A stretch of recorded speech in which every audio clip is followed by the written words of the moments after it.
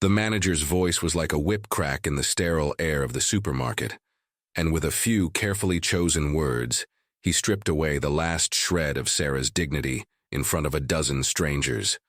Her crime? Being $4 short. If you believe that a person's true character is revealed not in their wealth, but in how they treat those with nothing, subscribe now. That way, you'll be part of a community that understands the stories hidden behind appearances. The fluorescent lights of the prestige market were unforgiving. They hummed with a low, judgmental frequency, bathing the polished aisles in a light that seemed to bleach all the color from Sarah's worn-out coat. This wasn't her world. The shelves were lined with artisanal cheeses she couldn't pronounce, and organic vegetables that cost more per pound than the simple meals she carefully planned for the week. But she was here for two things, two essential items that had become the pillars of her existence. A specific brand of hypoallergenic diapers for her 10-month-old daughter, Lily, and a gallon of fresh, whole milk. Lily had a slight fever, and her skin, as delicate as rose petals, was prone to rashes.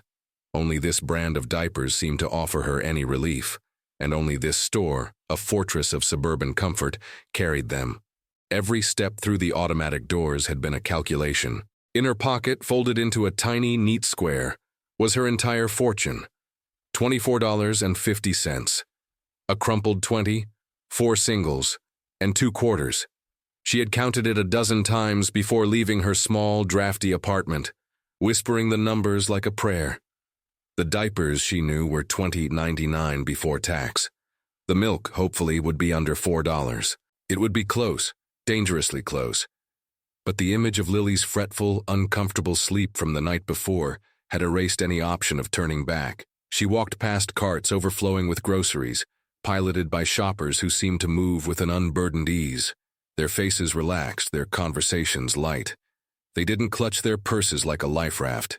They didn't perform frantic mental arithmetic in the dairy aisle. For them, this was an errand. For Sarah, it was a mission fraught with peril. She found the milk, its plastic jug cool and solid in her hands. The price sticker read $3.79. A wave of relief, so potent it almost made her dizzy, washed over her. It would work. She'd have just enough. Holding her 2 precious items, she made her way to the checkout, her heart a little lighter. She chose the lane with the youngest-looking cashier, a girl with kind eyes and a name tag that read, Emily. Perhaps she would be patient. Behind her, a man settled into line. He was unremarkable, dressed in the kind of clothes that fade into the background.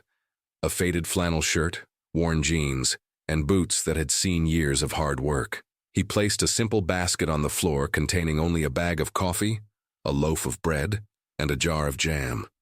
He seemed lost in his own thoughts, his gaze distant, his presence quiet and unassuming.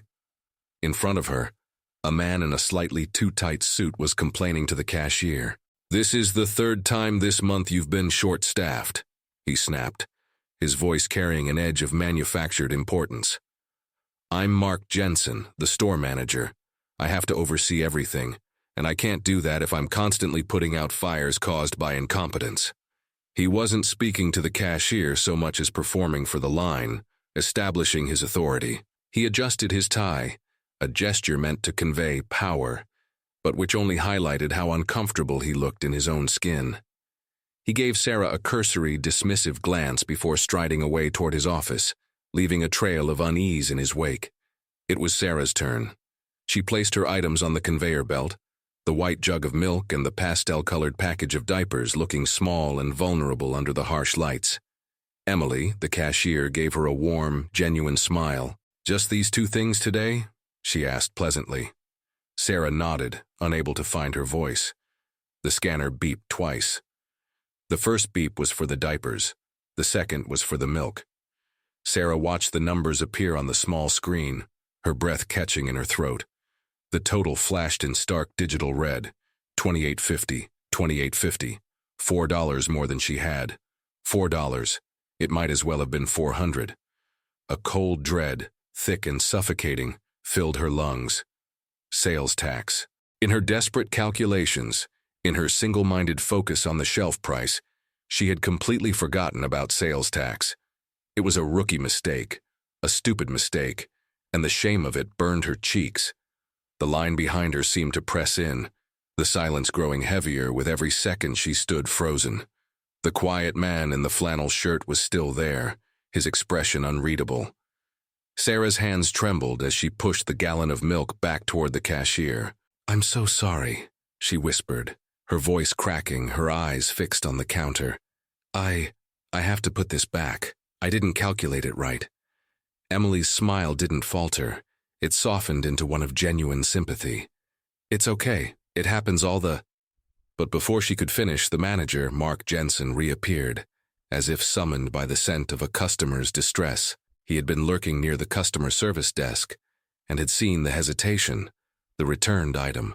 For him, this was not a moment of human struggle. It was an inefficiency, a disruption in the smooth operation of his domain. He marched over, his cheap leather shoes squeaking on the linoleum, his face a mask of practiced impatience. He didn't look at Emily. He looked past her, directly at Sarah, his eyes cataloging her worn clothes, her tired expression, and the returned gallon of milk. This was the moment he'd been waiting for, a chance to assert the standards he was under so much pressure to uphold. Just that morning, he'd received a scathing email from corporate about his store's performance metrics, highlighting unacceptable transaction times and an increase in voided items. The email ended with a sentence that had been ringing in his ears all day. "We expect our managers to embody the prestige brand at all times." He saw Sarah not as a person, but as a negative data point, a problem to be solved with maximum efficiency and public reinforcement of the rules. He planted his hands on his hips, his posture a caricature of authority. He leaned in, and his voice, sharp and loud, cut through the low hum of the store. "What's the problem here?" "We have a line." Mark Jensen's question hung in the air, thick and unwelcome. It wasn't a genuine inquiry. It was an accusation disguised as customer service. For Sarah, the world seemed to shrink until it was nothing but the polished floor at her feet and the sound of her own blood pounding in her ears. She felt the stares of the people behind her like physical blows. They weren't just watching a transaction. They were witnessing a judgment. Emily, the young cashier, looked from Sarah's pale face to her manager's aggressive stance. She opened her mouth to intervene, to smooth things over with a practiced, placating phrase. "Sir, she was just a little short. I wasn't asking you, Emily." Mark cut her off, his voice dangerously low. He kept his eyes locked on Sarah. This was his stage, and he would not allow an underling to steal his scene. He relished this moment, the absolute control he wielded within the four walls of the store. The frustration from his corporate email, the feeling of being a small, replaceable cog in a massive machine, all of it could be momentarily forgotten here. Here, he was the one who set the terms. Here, he was powerful. He gestured at the milk with a flick of his wrist. "So I'll ask again. What's the problem?" Sarah finally looked up, her eyes pleading. "There's no problem," she said, her voice barely a whisper. I miscalculated. I can't afford the milk today." She hoped the simple, unvarnished truth would be enough. She hoped it would end the interaction, allow her to pay for the diapers and flee. But her honesty was a mistake. To a man like Mark, vulnerability wasn't a reason for compassion. It was an opportunity to assert dominance. A smirk played on his lips. He picked up the gallon of milk and held it up as if it were evidence in a trial. "Returning a gallon of milk," he announced, his voice now rising in volume, projecting to the nearby aisles. "Ma'am, our return policy is not a substitute for proper financial planning." Each word was slow, deliberate, and coated in condescension. He wanted everyone to hear. He wanted everyone to understand the lesson he was dispensing. "You see," he continued, warming to his theme, "this is a prestige market. We have standards. Our customers expect efficiency, and if people simply learned how to budget correctly, they wouldn't be holding up the line, wasting everyone's time over $4. The humiliation was absolute. It was a physical force that pressed the air from Sarah's lungs and sent a hot flush of shame creeping up her neck. He had taken her private struggle and turned it into a public spectacle. He called her incompetent, irresponsible, a waste of time.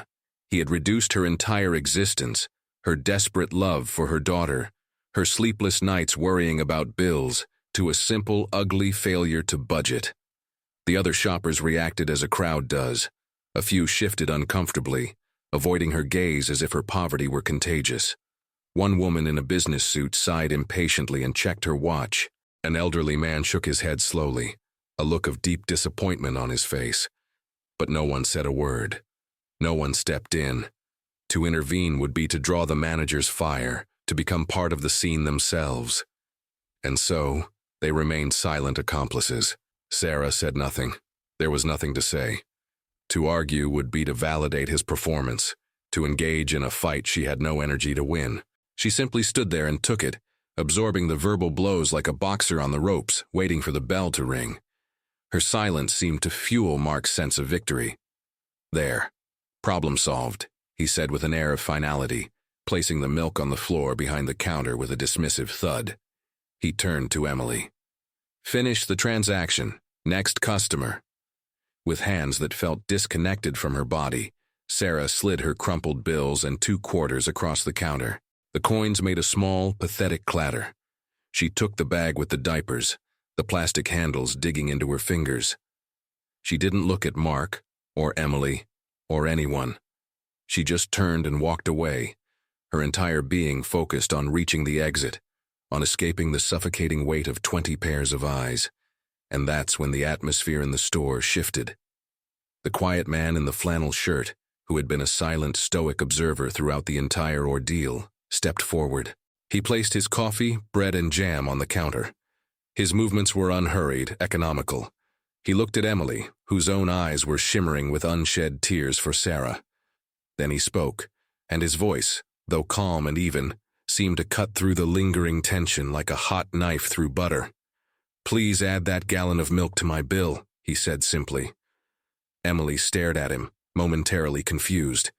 He nodded toward the jug on the floor behind her. Mark, who had already turned away to preen in the glow of his managerial triumph, stopped. He glanced over his shoulder, an expression of annoyance crossing his face. Another do-gooder, trying to undermine his authority. The man ignored him. He paid for his items and the milk, the transaction smooth and silent. He took his bag and walked the 10 paces to where Sarah was fumbling with the exit door, trying to compose herself before facing the cold walk home. Ma'am, he said gently. Sarah flinched, expecting another blow, another word of judgment. But when she looked up, she saw only quiet dignity in the man's gaze. He held out the bag containing the single gallon of milk. I think you forgot this. It's for your daughter. Tears she had refused to shed in front of Mark now welled up and spilled over. I can't, she stammered, overwhelmed. Please, he insisted, his voice soft but firm. No child should go without milk. She finally took it, her fingers brushing his. The simple, unexpected act of kindness was almost more painful than the cruelty that had preceded it. It cracked open the dam of her composure, and a sob escaped her lips. The man gave a slight, reassuring nod. Then he turned around. He didn't leave the store. Instead, he walked directly back to the checkout counter where Mark Jensen was watching with a contemptuous sneer. The man stopped a few feet from the manager, his posture relaxed, his expression unreadable. And then he asked the question that would unravel Mark Jensen's entire world. His voice was level, without a trace of anger, but it held a new, steely resonance that made Emily's breath catch in her throat. And I would like to know the manager's name, please. The man's request for the manager's name was not loud, but it landed with the force of a gavel in the tense quiet of the checkout aisle. It was a simple, civil question, yet it held a weight that made the air crackle. Mark Jensen, caught off guard by the man's return to his counter, took a moment to process it. His mind, accustomed to categorizing people into threats or non-threats, immediately filed the man in flannel into the box labeled nuisance. This was clearly a customer who, filled with some misguided sense of righteousness, was going to file a trivial complaint. Mark had dealt with dozens like him.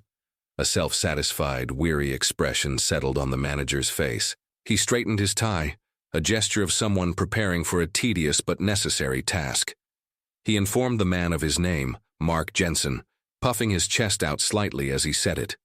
He then followed up with a challenge, asking if there had been some issue with the service. His tone was a masterclass in passive aggression, suggesting that any fault would surely lie with the customer's perception, not his own impeccable management. He was daring the man to find a flaw in his perfect, efficient system. He expected an argument, a list of petty grievances he could easily dismiss. He did not get one. The man in the flannel shirt simply held his gaze, his blue eyes as calm and steady as a frozen lake. He replied with a voice that was perfectly level, devoid of any anger or accusation. He assured the manager that there was no problem at all. He then added a simple, almost curious statement. He explained that he just liked to know who was in command of the places he visited. This unexpected answer disarmed Mark completely. His defensive posture softened, his arrogance mistaking the man's calm for deference. He thought the man was impressed by his authority, that he was an admirer of strong leadership. It was a fatal miscalculation, born of a deep and blinding vanity. Feeling validated, Mark launched into a small, self-aggrandizing speech, meant not just for the man, but for the other customers who were now openly watching the exchange. He spoke of the importance of maintaining high standards. He pontificated on the necessity of efficiency, and how sentimentality had no place in a business like the prestige market. But he made a sweeping, vague statement about how the store couldn't be allowed to devolve into a charity, as this would be detrimental to the brand his superiors trusted him to protect. He was painting his cruelty as a form of corporate responsibility, a tough but necessary decision made for the greater good of the company. He was digging his own grave, completely unaware, using his own self-importance as a shovel. But as Mark spoke, a crucial detail went unnoticed by him. Small, human detail that changed everything. The cashier, Emily, had been watching the man in the flannel shirt with a growing sense of unease. It wasn't his clothes or his calm demeanor, but something else, a flicker of familiarity she couldn't quite place. When Mark confirmed his own name, nothing happened. But when the man in flannel finally introduced himself in turn, offering his own name as a simple courtesy, the world tilted on its axis for the young cashier. He stated his name was Arthur Vance. The name meant nothing to Mark Jensen, who barely even heard it. So absorbed was he in his own lecture. It was just a name, as common and unremarkable as the man himself. But for Emily, the name was a lightning strike. Her face lost all its color. Her hand, which had been resting on her scanner, flew to her mouth. Her eyes widened in sheer, unadulterated shock. She froze, her mind racing back to a corporate memo from months ago, an email sent to all store managers for distribution. It had been about the company's founding principles, a message from the CEO of the parent corporation. Mark had probably deleted it without reading, dismissing it as corporate fluff. But Emily had seen it pinned to the bulletin board in the break room for a week before it was covered by sales targets and employee schedules. And on that memo, below the text, had been a small, grainy photograph of the author, the head of Vance Holdings. A man named Arthur Vance. The man standing before her in his faded work clothes was the owner of everything. The bricks, the shelves, the food, the very ground on which the prestige market stood. He was the invisible titan of their industry, and he was standing in checkout lane 4. He had seen everything. As this devastating realization dawned on Emily, Arthur Vance seemed to conclude his quiet observation. The time for listening was over. He reached into the pocket of his jeans and pulled out a simple, functional cell phone, not the latest gleaming model, but a tool much like his boots. With a few taps of his thumb, he dialed a number. The entire store had fallen silent now. The low hum of the refrigerators seemed to amplify the quiet. Sarah, still frozen by the exit, watched the scene unfold, a strange protective hope beginning to bloom in her chest. The man, Arthur Vance, did one final thing. He pressed a button on the screen, and the sound of the phone ringing was put on the speaker, echoing out into the dead, still air of the supermarket for everyone to hear. The sound of the phone ringing echoed in a cathedral of silence. Every customer in the vicinity had stopped, their shopping carts left motionless in the aisles. Every employee within earshot froze, their hands hovering over cash registers and stocking shelves.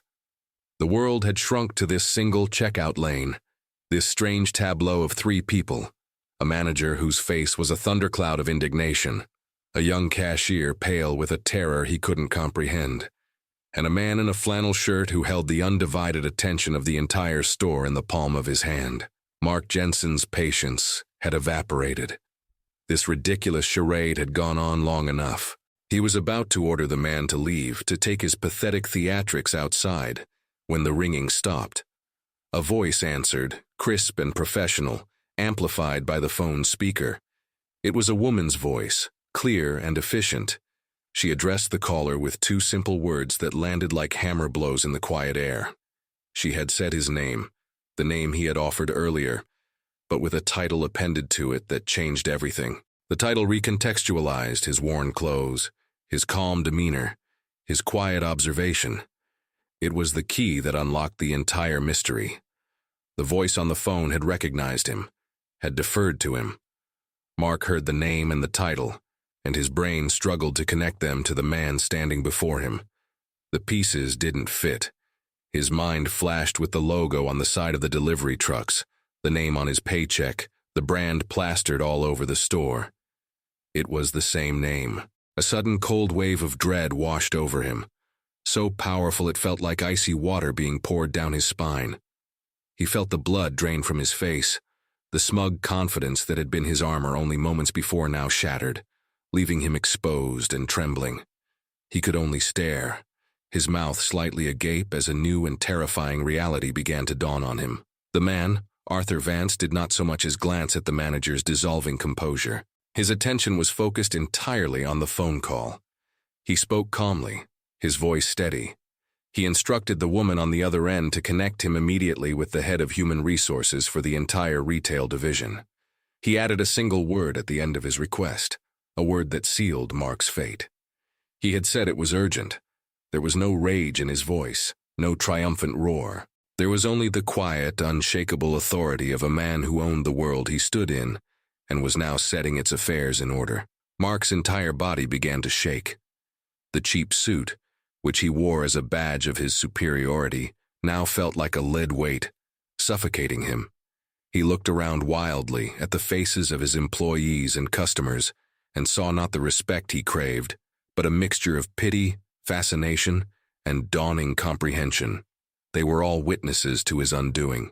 He had built his small kingdom on a foundation of fear and intimidation, and now, before his very subjects, he was being unmade by a power so vast he couldn't even have conceived of it a few minutes prior. But Arthur Vance's test was not yet complete. He disconnected the call, the purpose of that brief exchange having been served. He had established the truth of his identity beyond any doubt. Now came the true examination. He possessed a knowledge far deeper than corporate hierarchies or profit margins. He possessed a memory of the principles his own family had used to build this company from a single roadside fruit stand into a national chain. He knew the soul of the business, a soul that Mark Jensen had proven he did not share. He turned his gaze away from the crumbling manager and settled it upon the terrified cashier. He addressed Emily, his voice gentle now, as if speaking to a frightened animal. He did not ask about store policy or sales figures. He asked her a simple question, one that had nothing to do with the events of the last 10 minutes, and yet had everything to do with them. He wanted to know if she remembered the first motto written in the company's official employee welcome manual. It was a test, but not for her. It was the final damning piece of evidence against her boss. Emily, trembling but resolute, found her voice. She answered him, her words shaky but clear, reciting the 5 words she had been required to memorize during her orientation. She spoke of the company's commitment to dignity in every single interaction. Arthur Vance nodded slowly, a deep, profound sadness in his eyes. He had his answer. He then turned his gaze back to Mark Jensen, whose face was now a pasty, greenish white. The final piece of the trial was in place. Arthur looked at the man who had, minutes earlier, publicly savaged a desperate mother for the crime of being poor. The man who had lectured him on standards and efficiency. Arthur's voice, when he finally spoke again, was not loud, but it carried the chilling finality of a judge delivering a verdict. He told Mark that he had been hoping to see how his managers truly operated when they thought no one of importance was watching. And today, he continued, Mark had provided the most clear and unforgettable demonstration he had ever witnessed. He had chosen to represent the Vance family name not with dignity, but with arrogance. Not with compassion, but with casual public cruelty. The weight of Arthur Vance's final words settled upon Mark Jensen. Crushing him, there was no defense, no room for rebuttal. The accusation was absolute, and in the stark, unforgiving light of the supermarket, he could see his own reflection in the horrified faces of his employees. He was everything Arthur had said: arrogant, cruel, a man who mistook his small authority for true power. The carefully constructed world he had built for himself, a world in which he was the respected, efficient commander, had been revealed as a pathetic, hollow facade. Panic, cold and sharp, pierced through his shock. He had to fix this. He had to say something. He began to stammer, his voice a pathetic squeak that bore no resemblance to the commanding tone he had used just minutes before. He tried to apologize, the words tumbling out in a disorganized, desperate flood. He explained that he was only trying to enforce store policy, that he was under immense pressure from the regional office to improve performance metrics. He insisted that he did not know who Arthur was, implying that his behavior would have been different had he been aware of his audience. He was, in essence, apologizing not for the cruelty itself, but for the catastrophic mistake of performing it in front of the one man on earth he could not afford to offend. Arthur Vance listened to the pathetic litany of excuses without a change in his expression. When Mark finally sputtered to a halt, Arthur corrected him with a quiet, surgical precision that was more chilling than any shout could ever be. He made it clear that the core of the problem had nothing to do with his own identity. The true failure, he explained, was that Mark knew perfectly well who Sarah was. He saw a customer in distress. He saw a human being in a moment of profound vulnerability, and he had made a conscious choice not to help, not to show a shred of compassion, but to use her suffering as a tool to inflate his own ego. He had chosen to crush her, Arthur clarified, simply because he could. Then came the sentence, delivered not with anger, but with the calm, detached finality of a business decision. Arthur informed Mark Jensen that his employment with Vance Holdings and all its subsidiaries was terminated, effective immediately. The words themselves were simple, corporate, but in the context of the public forum, they were devastating. In a final, desperate plea, the now former manager stammered that he was only doing what was expected of him, that the relentless pressure from regional management to cut losses and manage customer inefficiencies was immense. He even blurted out that his aggressive methods had been praised in the previous month's district review call. This last pathetic confession hung in the air, and for the first time, a flicker of something new crossed Arthur's face. Deep, troubled concern. The problem, he realized, might not just be this one broken man. It was a symptom of a sickness that had begun to fester within the culture of the company his family had built. Mark's cruelty had not been an aberration. It had been rewarded, but that was a battle for another day. Today was about this store, this moment. Arthur then delivered the final, most humiliating blow. He instructed Mark to hand over his store keys and his name badge, and he designated the recipient, the young cashier, Emily. He told Mark to give them to her, informing everyone present that she would be the acting store manager until a permanent replacement could be found. Someone, he added, who actually understood the meaning of the company's values. The transfer of power was a moment of pure, agonizing theater. Mark, his hands trembling violently, fumbled with the keys on his belt loop. He unclipped his name badge, the plastic rectangle that had been the symbol of his identity and authority, and held it out. Emily, looking utterly terrified and overwhelmed, hesitated. She was a teenager who had been ringing up groceries. Now she was being handed the reins of a multi-million-dollar establishment. She looked from Mark's broken expression to Arthur's steady gaze. He gave her a single, almost imperceptible nod of encouragement. It was enough. With a trembling hand, she took the keys and the badge from her former boss, sealing his public disgrace. Having completely dismantled one man's career and rewritten the power structure of the entire store, Arthur Vance turned his attention back to the woman whose quiet desperation had been the catalyst for it all. He walked past the checkout lane, his work boots making soft sounds on the polished floor. He moved past the stunned onlookers, his gaze fixed on Sarah, who was still standing near the exit, clutching the bag of diapers and the gifted gallon of milk as if they were anchors in a storm. He stopped directly in front of her. The entire store held its breath, a silent, captive audience waiting to see what the king, disguised as a pauper, would do next. Sarah stood by the glass doors of the exit, a ghost in her own life, watching a drama she couldn't comprehend. She had witnessed the swift, brutal dismantling of a man's career and the bewildering elevation of a teenage girl to a position of power. And it had all started with her empty purse, with her 4 missing dollars. A strange, unwelcome sense of guilt mixed with her shock. Mark Jensen had been cruel, yes, but she had been the cause, the trigger for his professional demise. The thought was irrational, she knew, but the habit of blaming herself was deeply ingrained. Now, the architect of this chaos, the quiet man in the flannel shirt, was walking toward her. Her first instinct was to flee, to escape back to the anonymity of her small apartment. But she was rooted to the spot, held there by the sheer force of the events she had just witnessed. Arthur Vance stopped in front of her, and all the intimidating power that had radiated from him during the confrontation with Mark seemed to dissolve. His shoulders relaxed. The hard, steely glint in his eyes softened into something warm and deeply empathetic. He did not look at her like a corporate titan assessing a problem, but like a man seeing another person's pain. His first act was not one of charity, but of apology.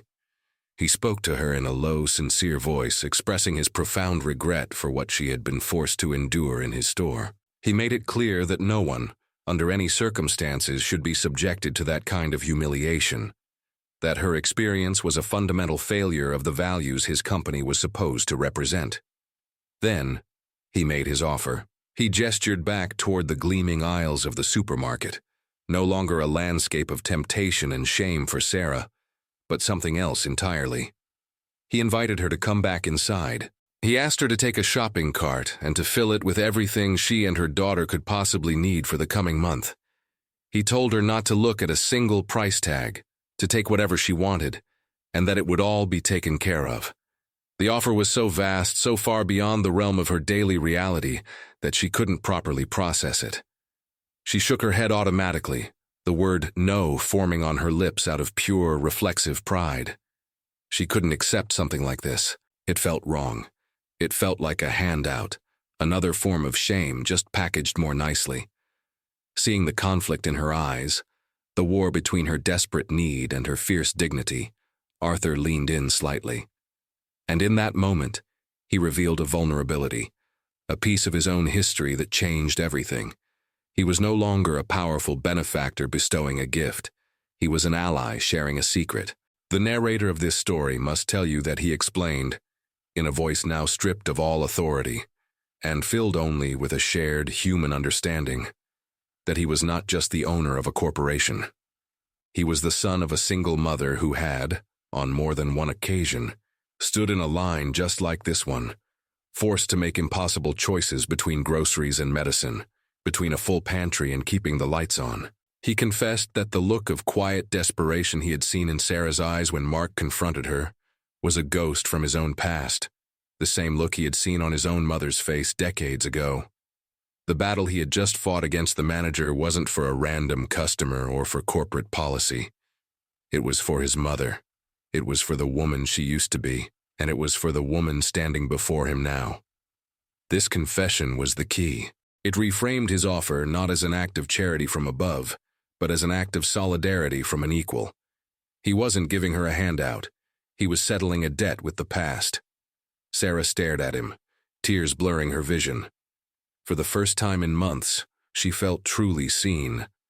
Not as a problem, not as a charity case, not as a failure, but as a person. She gave a slow, hesitant nod, the only answer she could muster. A wave of gratitude so powerful it left her breathless, washed away the last vestiges of her pride. Arthur gave her a small, kind smile, but he wasn't finished.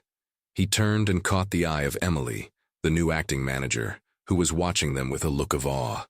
He gave her one final instruction for the day. He told her to please get Sarah's name and contact information. And then, he delivered the line that would hang in the air, filled with the promise of a new world. He explained that the corporate human resources team would be reaching out to her the very next day. He finished by stating that his company was always looking for people of strong character, resilience, and dignity.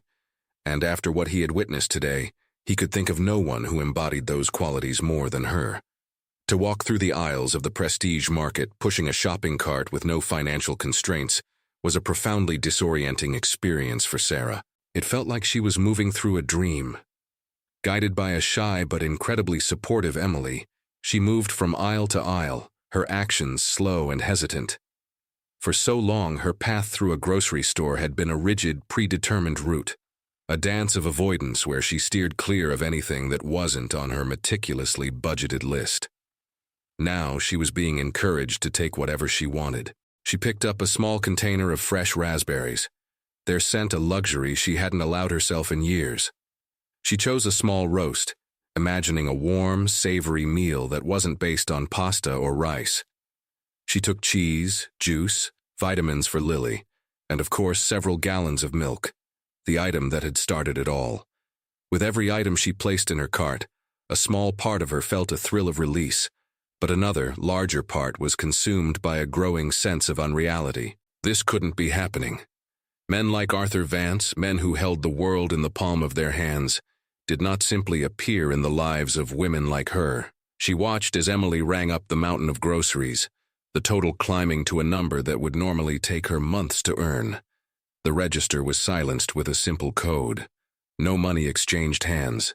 It was all real. But as she walked home, the weight of the grocery bags a comforting ache in her arms. A far heavier weight began to settle in her mind. The promise of a phone call. That night, in her small, clean apartment, she put away the groceries. The colorful, abundant packages looked like props from another life, filling her once bare cupboards and refrigerator. She held her daughter, Lily, a little tighter than usual, rocking her to sleep in the quiet living room.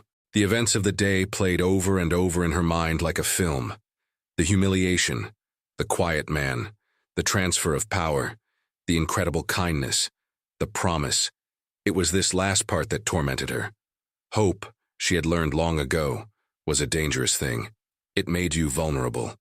It opened you up to a deeper kind of disappointment than mere resignation. She found herself examining the promise from every angle, searching for the flaw, the loophole.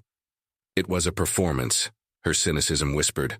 He was making a grand gesture for his audience of shoppers and employees. Tomorrow would come, her phone would remain silent, and the world would prove itself to be exactly as cruel as she'd always known it to be. The next morning, Sarah woke with a knot of anxiety in her stomach. She placed her phone on the kitchen counter where she could see it, her ears straining for the sound of a ring with every passing minute. 9 o'clock came and went. Then 10. She busied herself cleaning the apartment, feeding Lily, doing anything to keep her mind from the deafening silence of the phone. By noon, the bright bubble of hope had shrunk considerably. By 2 in the afternoon, it had all but popped, leaving behind a familiar, bitter residue of disappointment. He had forgotten. Of course he had forgotten. He was a CEO, a man who dealt in millions of dollars in corporate strategy. A single mother in a faded coat was a footnote in his day, a problem he had solved and moved on from. The shame she felt now was somehow worse than the public humiliation in the store. This was a private foolishness, the shame of daring to believe, even for a moment, that her luck could change. It was a betrayal of the promise, a confirmation that her trust was a worthless currency. She had given up completely by late afternoon. The groceries in her kitchen felt like a parting gift, a consolation prize. She was grateful for them, but they were also a reminder of the larger opportunity that had vanished into thin air. She picked up her phone, no longer expecting a call, but simply to check the time. That's when she heard it. Not a ring, but a firm, solid knock on her apartment door. Her heart leaped into her throat. No one ever knocked on her door. The landlord always slipped notices underneath. Any other mail was left in the lobby. A sense of dread washed over her. It had to be bad news. Perhaps it was Mark Jensen, come to confront her. Perhaps it was someone from the store telling her there had been a mistake with the groceries. Her hand trembled as she reached for the doorknob, preparing herself for another blow. She opened the door just a crack, peering out into the dimly lit hallway, and her world stopped. It was not the landlord. It was not Mark Jensen. Standing on her worn welcome mat was Arthur Vance. But this was not the man from the grocery store. The faded flannel and work boots were gone, replaced by a perfectly tailored dark suit and polished leather shoes. He looked every bit the powerful CEO from a magazine cover. He was not alone. Standing just behind him was a woman in a professional, empathetic-looking suit, holding a leather portfolio. The apparent betrayal of the silent phone was suddenly replaced by a far more intense, confusing, and intimidating reality. He had not called.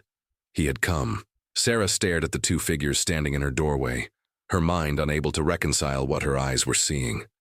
The man in the expensive suit was undeniably the same man from the supermarket, yet he seemed like a different person entirely.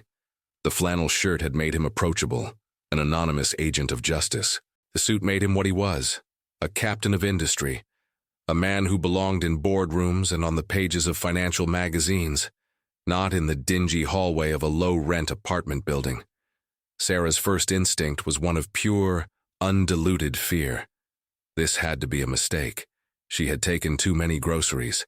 They had calculated the cost and were here to demand payment, to expose her as a fraud. Her hand instinctively tried to push the door closed, a quiet retreat from a world she did not belong in. But Arthur Vance held up a hand, not to stop the door, but in a universal gesture of peace. The narrator must convey that despite the intimidating formality of his clothes, his expression was unchanged. It held the same quiet empathy, the same gentle understanding. He seemed to sense her fear and moved to dismantle it immediately. He began by explaining the reason for his visit, his voice low and respectful of her space. He told her that after the events of the previous day, a simple phone call from a stranger in a human resources department felt inadequate, impersonal, and cold. He believed that a violation of dignity, such as the one she had suffered, required a restoration that was equally personal. He had come to apologize again, properly, away from the prying eyes and the public stage of the supermarket. His sincerity was a solvent, dissolving her fear and replacing it with a stunned sort of trust. She slowly opened the door wider. He then introduced his companion, a woman named Eleanor, who he explained was the executive director of the Vance Holdings Community Foundation, the charitable and outreach arm of his entire corporation. This detail further confused Sarah, but also reassured her. These were not corporate executioners. They were here for a different reason. She stepped back and allowed them to enter her home.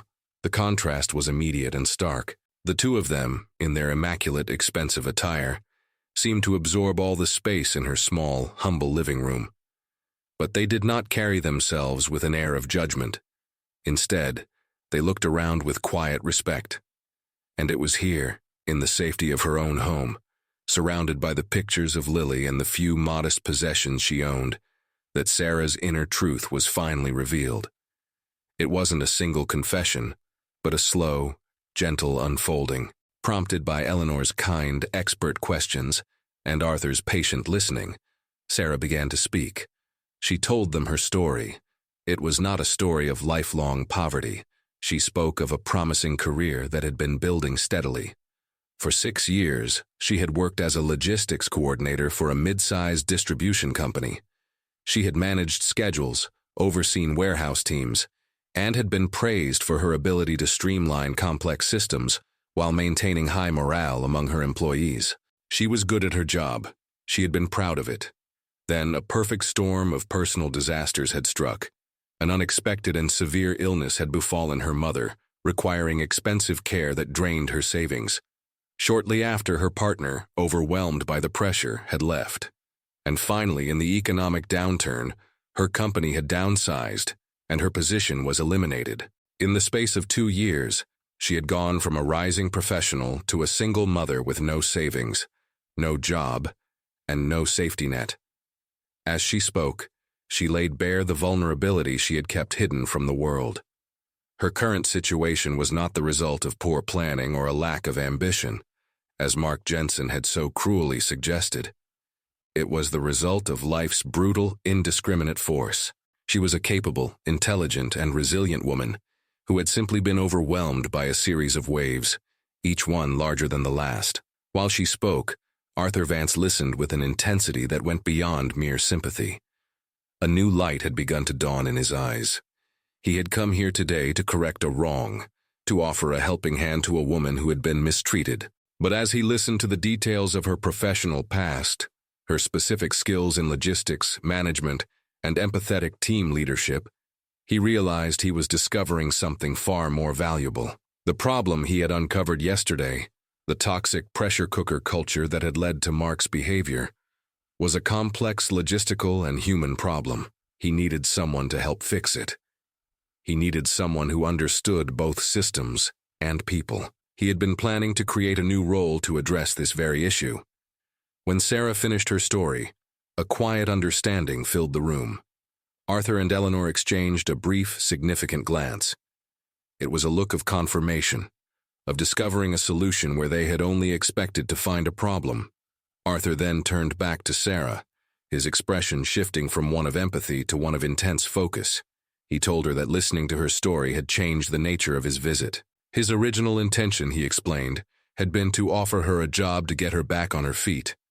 But he was no longer here to offer her a job. He was here, he stated with deliberate emphasis, to offer her a position. The distinction Arthur Vance made between a job and a position hung in the air of the small apartment, charged with a meaning Sarah couldn't yet grasp. She could only stare at him, her mind a whirlwind of confusion and fragile, terrified hope. He seemed to understand her bewilderment and began to lay out his plan, not as a simple offer, but as a strategy, a campaign he was inviting her to join. He began by speaking about the problem. He described the sickness he had diagnosed within his own company, a creeping infection of soulless efficiency. He spoke of a corporate culture that, in some regions, had begun to reward managers like Mark Jensen for prioritizing speed and cost-cutting above all else, creating an environment where employees were stressed, customers were dehumanized, and the core principle of dignity was forgotten.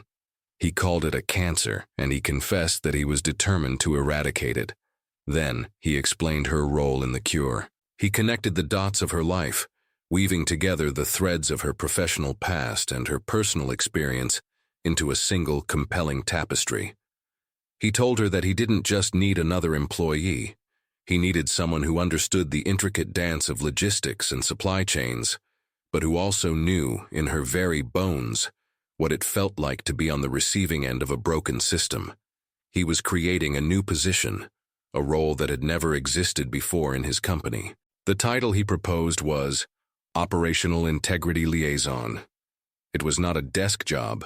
He explained that her mission would be to travel to stores, acting as a direct link between the frontline employees, the customers, and his own executive office. Her purpose would be to listen, to observe, and to develop new training programs and operational systems that fostered empathy and restored a sense of community, all while maintaining the genuine efficiency that good business required. To ensure she understood the gravity of his offer, he detailed the specifics. This was not an entry-level opportunity. The position came with a substantial salary, a figure that made Sarah's head spin, an amount that would not only lift her out of poverty, but would provide a secure and stable future for her and Lily. It included full health benefits, a retirement plan, and a comprehensive childcare support package. He was systematically identifying and dismantling every single barrier that stood in her way. He was not just offering her a lifeline, he was offering her a launching pad. The sheer scale of the proposal was too much for Sarah to absorb. It felt like a fantasy. A wave of vertigo washed over her as the person she used to be, a competent, respected professional, collided with the person she had become, a woman who had to count every penny to survive. The voices of doubt, honed by years of hardship, screamed in her mind. She wasn't qualified. She had been out of the workforce for too long. She would fail. It was some kind of elaborate trick, a dream from which she would have a brutal awakening. Her sense of self-worth was a fragile, barely there thing. and he was asking her to command a legion. The tension in the room was thick with her internal struggle. Would she accept this impossible gift, or would she retreat into the painful but familiar certainty of her current life? She looked at her daughter's picture on the small end table. She looked at the face of Arthur Vance, a man who had seen her at her lowest and had somehow perceived her at her strongest. She took a deep breath, and in that moment, she did not simply accept or reject his plan. She improvised. She took ownership. She told him that she would accept the position, but only on one non-negotiable condition. The twist in her response, the sudden assertion of her own terms, caught both Arthur and Eleanor by surprise. She did not want to be sent to some corporate headquarters or to a flagship store in a wealthy suburb. She wanted to begin her work at the very same prestige market where she had been humiliated. She explained that she wanted her first project to be a collaboration with Emily, the terrified but kind-hearted new manager. She wanted to transform that specific store, the scene of her degradation, into the blueprint for the company's future, a model of what dignity in every interaction truly looked like. She would not run from the place that had broken her. She would return and rebuild it.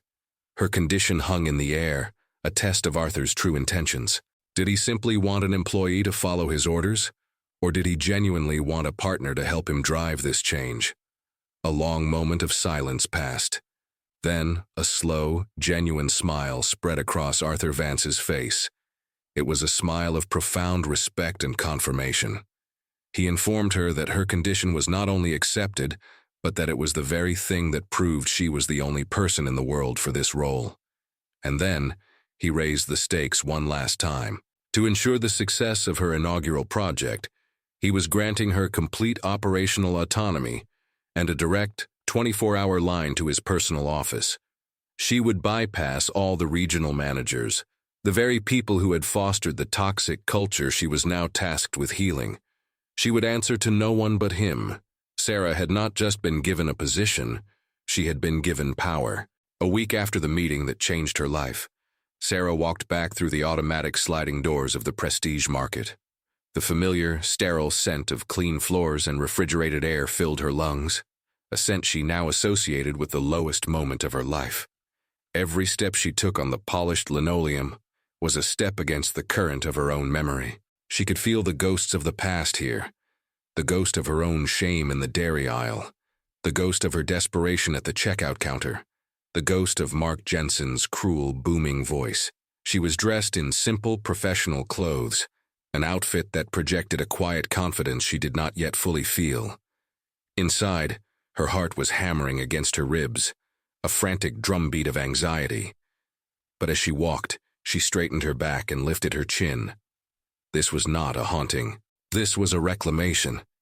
The atmosphere in the store was different. A nervous, uncertain energy had replaced the tense efficiency of before.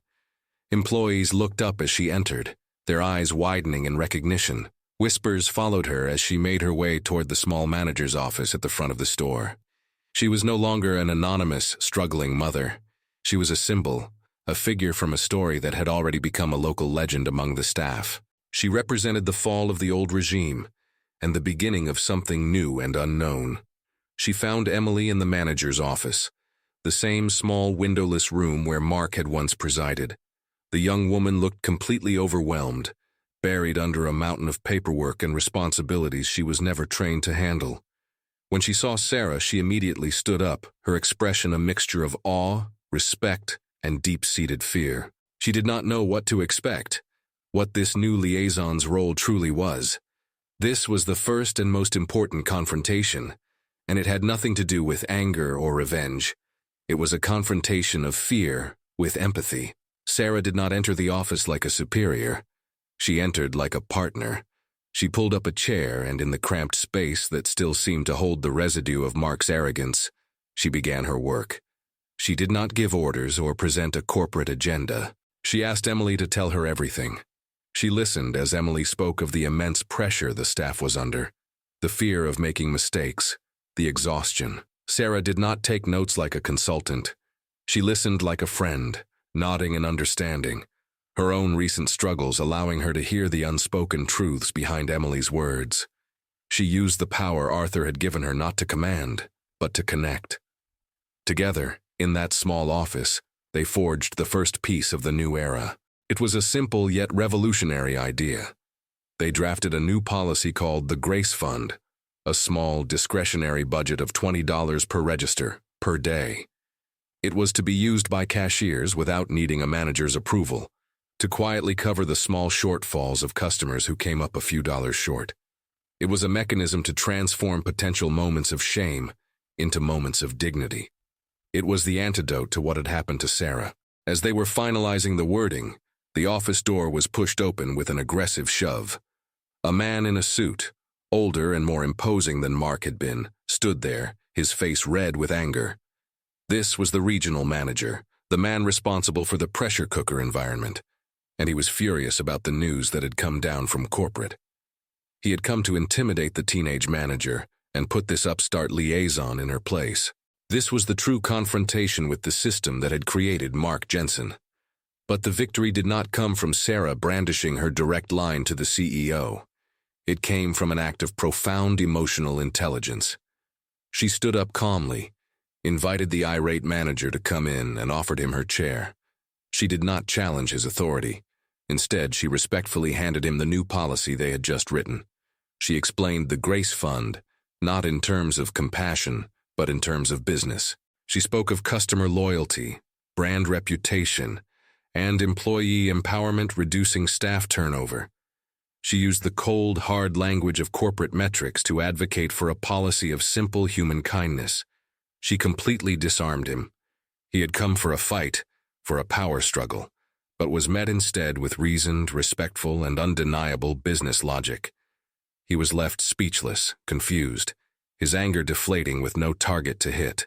He was still stammering, trying to process this unexpected turn of events, when a young stock boy burst into the office, his eyes wide with panic. He didn't even notice the regional manager. He looked directly at Emily and Sarah, his voice trembling as he delivered the news. Mark Jensen was back. He was standing at the front of the store near the checkout lanes, and he was causing a scene.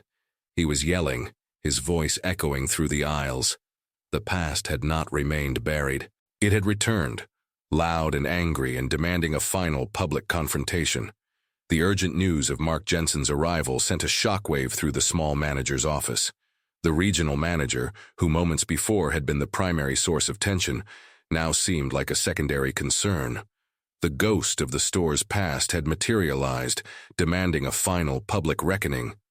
Sarah felt a jolt of her old fear, a cold, familiar dread that threatened to pull her back into the mindset of the victim. But then she looked at Emily's terrified face and she knew she could not retreat. She was not that woman anymore. She took a breath, gave Emily a reassuring nod, and walked out of the office to face the man who had tried to break her. The scene at the front of the store was one of controlled chaos. Mark Jensen stood in the open space before the checkout lanes, his clothes disheveled, his face flush with rage and something more desperate beneath it. He was shouting, his words slurring slightly, creating a spectacle for the frozen shoppers and horrified employees. He was performing his own downfall, casting Sarah in the role of the villain who had orchestrated his ruin, the schemer who had manipulated her way into power. He was a man stripped of his dignity, and his only remaining weapon was to try and strip Sarah of hers in turn. This was the ultimate test of her transformation. The old Sarah would have crumbled. The new Sarah stood her ground. She walked calmly toward him, a quiet island in the storm of his rage. She did not engage, did not argue, did not raise her voice. She simply stood a respectful distance away and waited for the storm to pass, her calm presence a stark contrast to his wild, uncontrolled anger.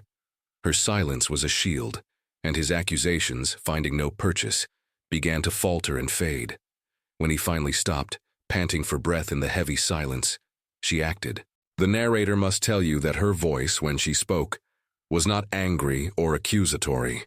It was clear, firm, and carried across the quiet store. She told him that she was truly sorry he had lost his job, but she also told him, with unshakable certainty, that it had been his own actions, not her poverty, that had led to this moment. She acknowledged his pain without accepting an ounce of his blame. It was an act of profound and powerful grace. Having said her piece, she turned to Emily, who had followed her out, and calmly instructed the young manager to call security and have the former employee escorted from the premises. In that single quiet moment, she had confronted her tormentor, neutralized his rage, and affirmed her own authority, all without sacrificing an ounce of her compassion. The regional manager, watching from the doorway of the office, looked on in utter astonishment. He had just witnessed a masterclass in leadership. After Mark was led away, a smattering of applause broke out among the employees. The immediate crisis was over. The ghost had been exorcised. But the resolution of this conflict had an immediate and unforeseen consequence. The regional manager approached Sarah. His entire demeanor changed. The arrogance and anger were gone, replaced by a deep and genuine respect. He had seen the failure of his old methods and the undeniable success of hers. He pulled her aside and made her an offer. He told her this project, fixing a single store, was a noble endeavor, but her talents were being wasted on such a small scale. He offered her a promotion, effective immediately. He wanted her to come and work at his side at the regional headquarters, to take her ideas and implement them across the entire district. He promised her a bigger team, a larger budget, more power, and a faster path to effect real change. It was a staggering offer.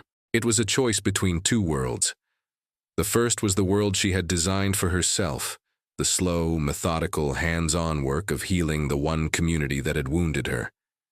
The second was the world of corporate power, of fast-track promotions and wide-ranging influence. It was a choice between her personal mission and a professional ambition she never dared to dream of. The temptation was immense. The narrator must tell you what she chose. She looked past the regional manager, her gaze falling on Emily, who was now confidently directing her staff, the crisis having forged her into a leader.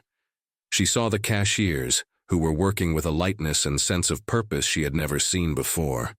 Then she turned back to the manager. She thanked him for the extraordinary offer, a sign of faith she would never forget. And then, she respectfully declined. She explained her reasoning, a truth she now understood completely.